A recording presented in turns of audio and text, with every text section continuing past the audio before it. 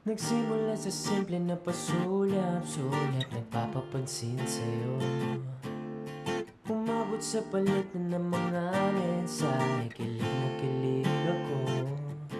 Kamusta ba ina? Hello, magandang umaga. Ingat ka, pahinga, huwag ka masyadong magpupuyat pa. Naramdaman ang puso na dahan-dahan akong mahuhulog sa'yo. Sa kada araw natin na pag-uusap, meron na namumuo. Ngunit di ko na alam kung anong patutunguhan. Ang hiling ko lang naman na itong naramdaman.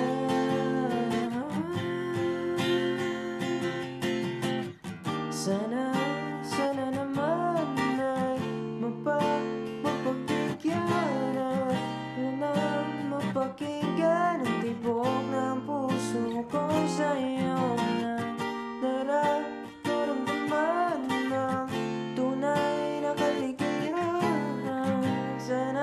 Sana naman mapagbigyan ang tibok ng puso. Jay, may secret din ako. Gusto mo ba malaman? Ano?